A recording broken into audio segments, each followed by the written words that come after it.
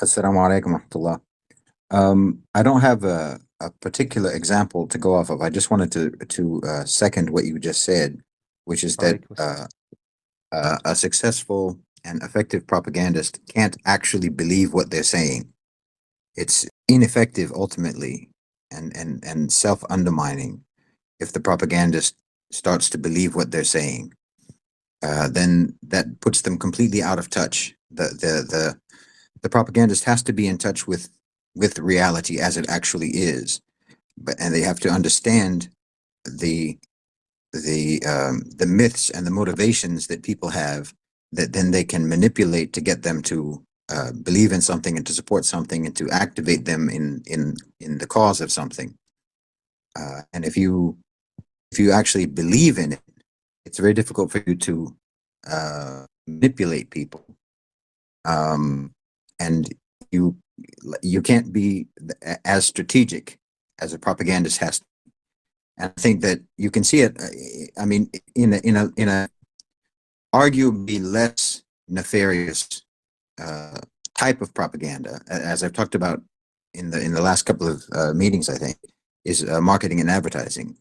The people who do marketing and advertising know perfectly well that the messages that they're putting forward in their advertising misrepresent their product and misrepresent the effect that their product will have on your life, but they know how to use it. So I think it's just a sort of a truism that a propagandist can't actually believe in the propaganda, and once they start to believe in it, which is what we're starting to see, for example, in the U.S. and in Israel, that you're having a generation of people who are in charge now who grew up on propaganda. And so many of them actually leave the propaganda, which puts them completely out of touch with reality and then therefore makes them less effective in delivering their messages. Well, that begs the question, really, when we talk about um, propagandists, right? I mean, on the one hand, they have to be cold-blooded and objective, okay? But on the other, can they act with conviction if they are not convinced of what they are saying, really? Well, yeah, because it's a type of demagoguery where you just know that it's really like a predator or like a psychopath who themselves doesn't really believe in anything, who themselves doesn't really believe in the morals and the principles and the ideals and the myths and the values and so on that people and the cultural mores of a society, they don't actually subscribe to those things, but they have learned to identify that other people do, and they've learned to understand the very specific emotional triggers that people have and the buttons that they have to push in order to make that happen. So it's very calculated. In order for it to be effective propaganda, it has to be very calculated. And someone who genuinely believes in something generally won't be as calculated and deliberate in their words. They will just speak according to their beliefs. And that may that now that the confusion might be that can also be inspiring to people, and that can also motivate people and move people, and that's kind of the difference between a genuinely good say leader and just a cynical propagandist. This is what makes propaganda so effective, because it's very similar to genuine leadership and genuinely sort of inspiring figures. As I said, it's like a psychopath who knows how to mimic the people who have beliefs, the people who have morals and values. They know how to mimic that. So propaganda and a propagandist mimics it, but they do it in an almost chat GPT robotic way that's very calculated.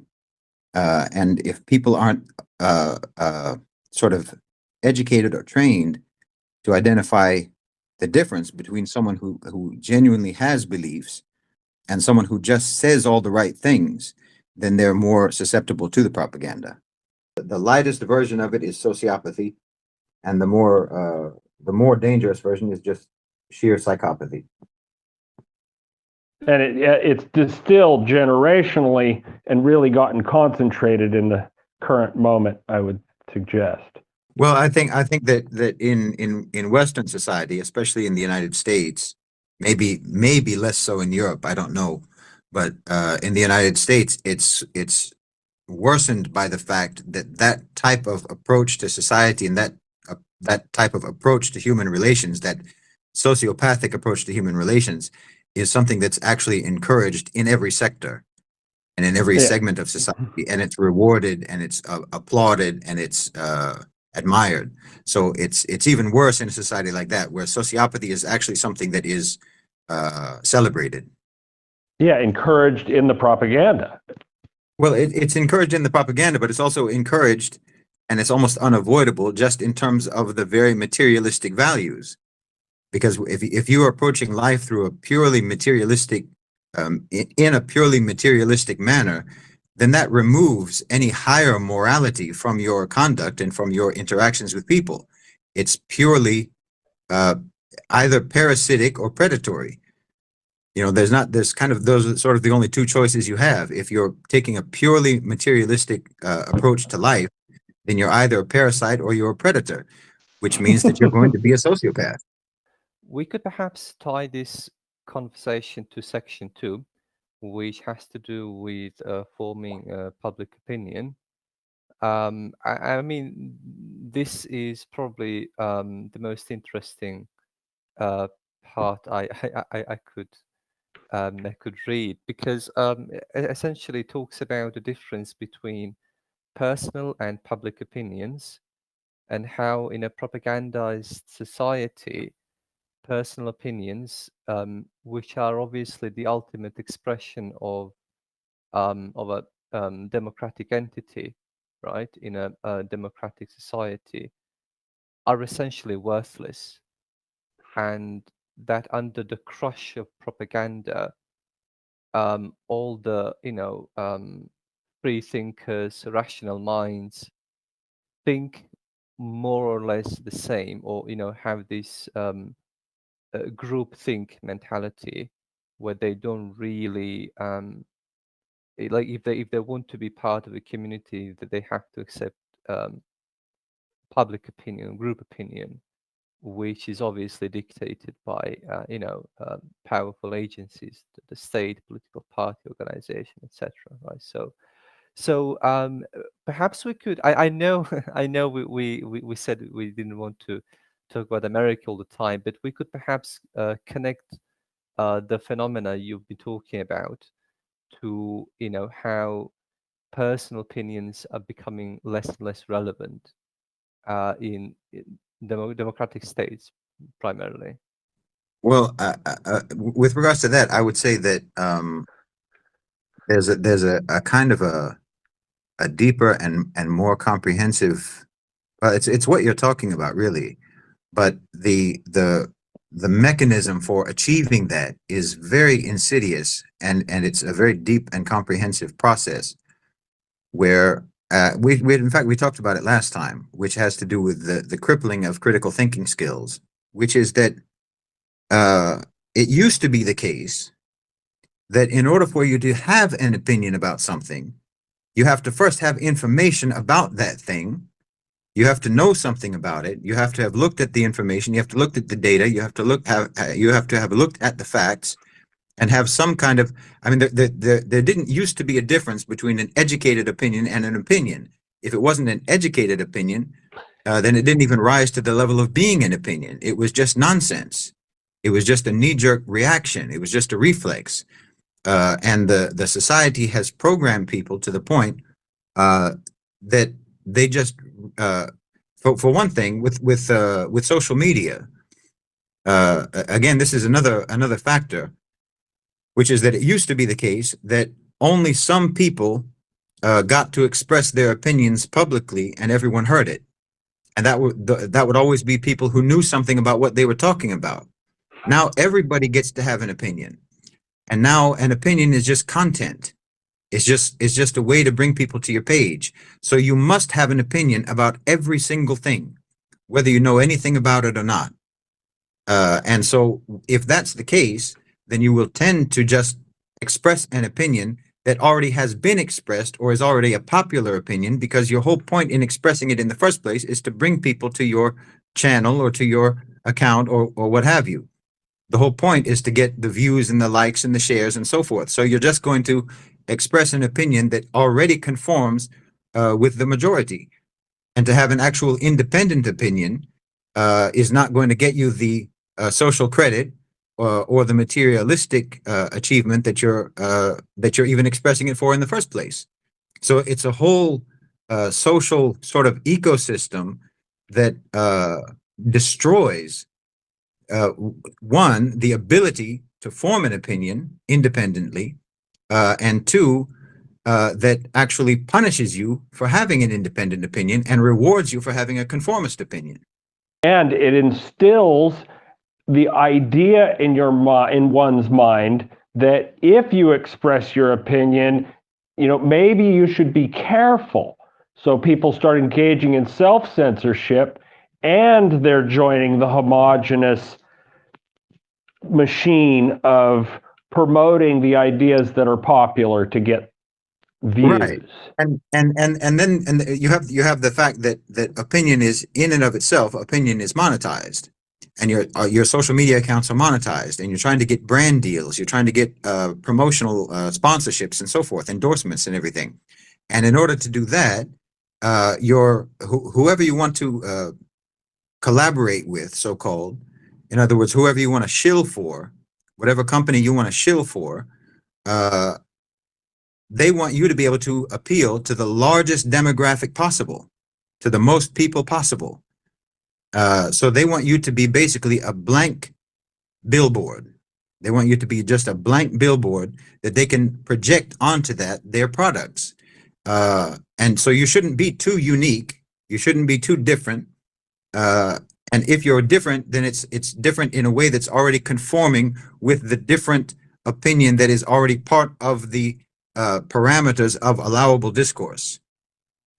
But the ideal for them is for you to just be a blank space, to be as unoffensive as possible, to be as ununique as possible, to be as plain and pasteurized and homogenized as possible, to appeal to the largest possible demographic, so that they can sell their goods, so that they can sell their ads. If you say anything that's controversial, and controversial here doesn't necessarily mean that it's a dangerous opinion, but controversial in that it's not part of allowable discourse, then you won't make your money. So the whole as I said, the whole mechanism around the forming and expressing of opinions has been so undermined and so sabotaged that no one even has the skills, nor the motivation, nor the incentive to form an independent opinion. That's actually an amazing point. And I wanted to talk about TikTok specifically because that's the platform that I use. For example, I just said that my account has too many violations, community guideline violations, that I can't monetize. And the reason is because I don't give the usual opinion that people like, and I don't censor myself. I say the word genocide, I say the words like Hamas and the IOF and everything, right? And so what they're trying to do is, a lot of the times on TikTok, you see a lot of people can't monetize on their videos because they are using a rhetoric that is not popular in the West, and it's not a Western endorsed rhetoric. So essentially what they do is they say, if you want to make money, if you want to work in this sense, you're gonna have to say what we want you to say, otherwise you're not going to make any money. And that's how you find a lot of these Zio bots and everything. They literally make money to say things that are good about the United States and Israel. And so again, like what you said, they are incensify that one. They're not allowing incentive for people to start posting about Palestine and stuff. But what they're not realizing is a lot of people who share these opinions, like I do, we don't do it for the money. We don't do it for the popularity. We do it because people need to understand this kind of stuff. And what a lot of people are not understanding is we are beginning the change today. The change around the entire world has begun. And yes, we are small in numbers. Like you might think there's a lot of people protesting around the world, but it's still a very small percentage of the entire global population. But the change has begun today. And even though we're not doing it for money right now, we're not doing it for fame, we're not doing it for all this kind of stuff, over time, our voices are still going to be out there. Like people who are making thousands of pounds and dollars on their videos are still not as loud as our people who are making literally $0 and £0, if you know what I mean. Oh, absolutely. No, absolutely. We talked about this back in the beginning of in October, I think. I don't remember. I think it was on one of the call to actions. I'm not sure which group we were in or what meeting it was, but we were talking about how even if you have people, I think it was when we were talking about some strategies for targeting the private sector. For example, not just boycotting companies that were pro-Israel, but boycotting companies that were not vocally pro-Palestinian. And the idea was that even if they don't mean it, but they know that it's better for business to be pro-Palestinian, they'll be pro-Palestinian, because again, it's just about the money. And if you can make being, and as you say, it is happening. It's very superficial and it's shallow and it's kind of crass. But it is becoming fashionable to be pro-Palestinian. It's becoming cool to be pro-Palestinian. And I mean, being pro-Zionist is like having a, mutton chops and a mullet. It's very old-fashioned now. It's not the thing to be. It's still, as you said, it's still kind of fledgling. But on this, I'll also say another thing, though. That there is one kind of pro-Palestinian content that is monetized, that is financially rewarded, and is popular, and it's not shadow banned, and it's not punished or put in TikTok jail or YouTube jail or anything like that. And you'll see that, for example, on the Middle East Eye, for example, that journal, it's an Ikhwani journal, and the most viewed, the most visited articles that they have, the most popular articles that they have that are pro-Palestinian are the ones that are simultaneously pro-Palestinian and anti-Arab regime. You'll see that the most popular in terms of their views and in terms of what would obviously coordinate with their monetization, the most profitable views that are pro-Palestinian are the ones that are also deflecting attention away from Israel, away from the United States, away from the UK, away from Europe, and redirecting it towards the Arabs, redirecting it towards Egypt or towards Jordan or wherever, or to Saudi Arabia and the UAE. Those are the most popular and the most acceptable pro-Palestinian views that you can have. I think that's very interesting, and that's a very interesting aspect of the propaganda that's allowed in the allowable discourse, that they're making room for being pro-Palestinian as long as you're simultaneously against the Arab states. I'm sorry, I know I keep speaking, but I wanted to respond to that because it's a very, very important point. I was actually talking to my father about it yesterday because he also follows Middle Nation.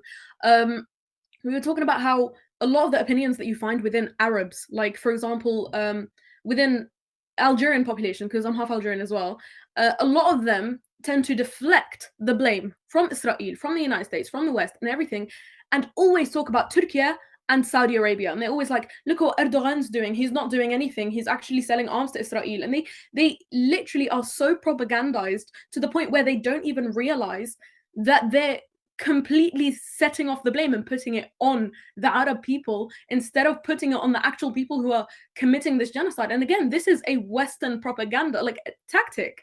This is them trying to separate everyone within the Middle East, and that's how they've done it. That like the French put the borders in Africa, in like the North African countries like Al-Maghreb, Algeria, Libya, Tunis. They're the ones who put the borders over there, and then you see the same thing happening with the Arabian countries. It's literally a Western tactic to make you think that, oh, the Arabs are the ones who are doing this. They're the ones who are killing the Palestinian people. They're the ones who are killing the Syrian people. They didn't stand up for them. Oh, look at Jordan, Egypt. They didn't take in the refugees from Palestine. Why would they? It's literally an ethnic cleansing. Ethnic cleansing also includes a mass displacement. It doesn't only include the killing. So if 2.3 million people were displaced from Gaza and taken in by Egypt and Jordan, that's what makes them complicit in the ethnic cleansing. Right now, they are standing their ground and they are doing well. They are literally standing against Israel and the United States, which are the biggest powers today. So a lot of people, what they don't realize, like especially in the Arab countries, they don't realize that they are literally falling into Western propaganda instead of actually thinking critically and thinking in a way where you actually put the blame where blame is due. Absolutely. And this is why I'm saying those types of posts, those types of articles, those types of tweets, those types of TikToks get spread far and wide. If you try to write something, or you try to post something, or you make a video, or you tweet something that's that's pro-Palestinian and anti-colonization, anti-colonizer, your views and your clicks and your likes and your shares and so on will be subdued by the algorithm. It will be, very very deliberately, you'll be shadow banned, or you'll be blocked, or what have you. But the ones that are pro-Palestinian and anti-Arab regime, they go everywhere. They're not stopped at all. Those people aren't shadow banned at all. You can't get away from those videos and those posts and those tweets. It's very transparent. It's so obvious what's happening. And we must remember that the Arab countries were colonized. And so when you have people who were colonized by particular peoples who have some difference in their look from the native population, and you have not yet decolonized, you continue with the mentality that was given to you under colonization until you actively work to release it from yourself. And thus, you see people being bombed, slaughtered, wounded, herded from here to there. But the people who are directly responsible for that, and that's the United States, actually, the people who are directly responsible for that are not held directly responsible for it. Instead, the victims and their surrounding ethnic group are held responsible for it. It's like being beaten by a 2x4, and the world watches the beating and then chastises the person who was beaten. And this is very, very deep, I believe, in the subconscious of the former colonies of the United States and the Western world. Because while the United States may not have called what it was doing colonization, it never met a colonizer it didn't love and support. And we simply use our military and military bases, in point of fact, as our colonizers. To who to blame? No, And it's I fine. think Go that ahead, is yeah. really, yes, I really think that it is relative to the population. So if we were talking about like Arabs, we're talking about like their field of maneuver. It's like their governments and what should be done by their governments. So this is why I think that it's important to mention that. And when you see like Israeli government, for example, like blaming the American administration not to provide enough, although like I don't know, like no one did to Israel like what America is doing to them, and like nobody does to another nation what America is doing to Israel. Like even though Israel is blaming America for not doing enough, so that's their point of view because they're allies and they expect that from America, and they expect even more, and that's what the Arab population expects from their governments to, as not only allies to Palestine, but as like a brotherhood. They are expected to do more, and that's why I think that the who to blame question like have to return to the Arab leaders and Muslim leaders. Right. I understand. That's a valid point. However, this kind of goes back to what we were talking about earlier, which is the idea of having an opinion about something without having information. Because if you think that the Arab leaders, I mean, generally, the encounters that I've had, the engagements that I've had with people who make these kinds of arguments about the Arabs aren't doing enough, they don't even know what they've done. They literally will say that they're completely silent and they're doing nothing and they're betraying and they're just lackeys of the West. And when you point out to them the things that the Arabs have done, and that in fact no one is doing anything more than the Arabs, they can't accept it. But it's not information that they even have.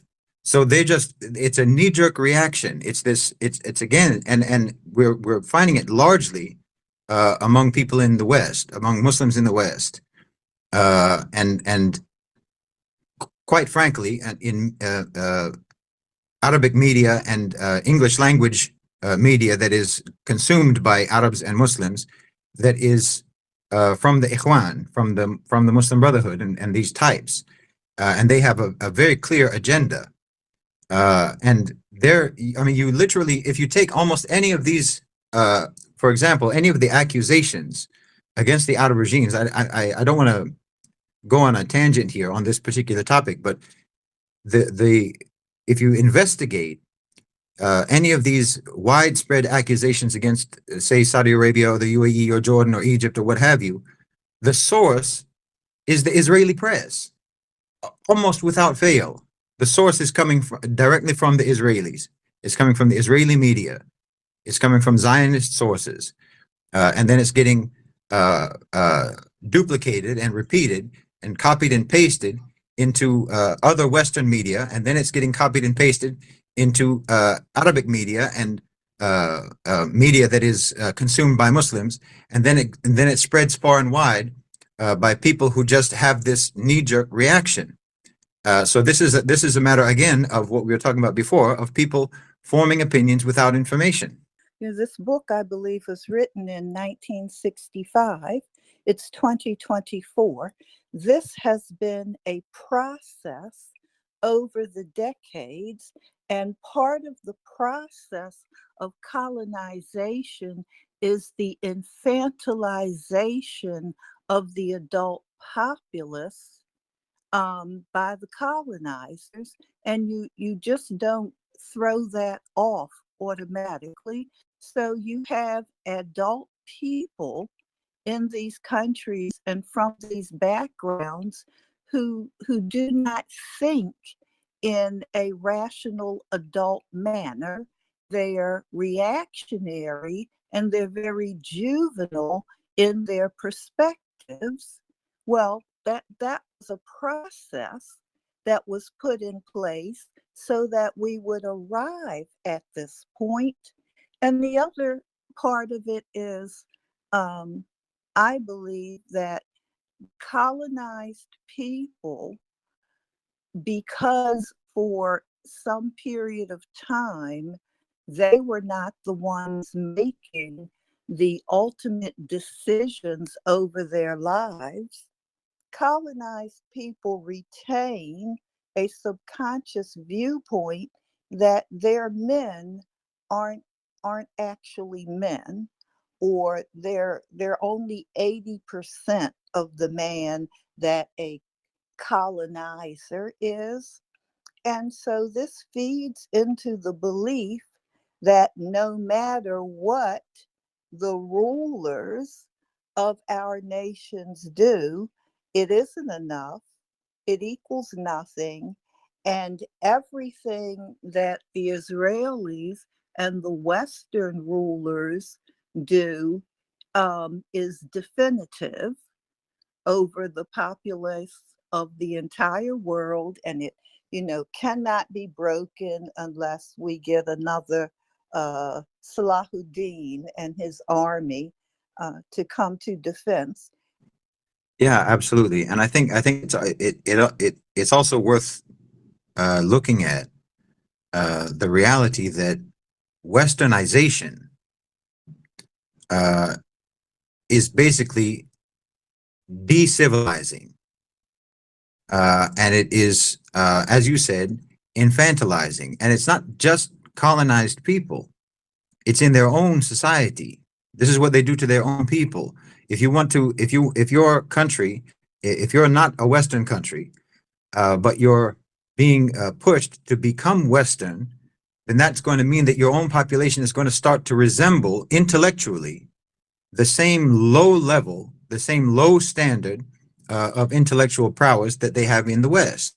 The same lack of attention span, the same lack of critical thinking skills, the same immaturity that they have in the West. It's decivilizing to become Western. And to a certain extent, this has happened. To a great extent, this has happened, unfortunately. And when you're calling for something like what Sister Iman said, if you actually think, if you think that going to war and just rallying your troops and going to war, well, that's Western thinking. That's the way they do things. And so you think, well, they do it that way, so we should do it that way. Even though you don't, even though strategically it would be absolutely catastrophic. But you just think to do it that way because that's the way they do it, and we want to be like them. Even though, so then when you are asking your rulers, or you're demanding your rulers to do this immature, insane thing that they will never do, then you will reject them for not doing it. And then the hope is, by the West, that you will rise up against your rulers and cause anarchy and chaos in your society, and that will save the life of Israel.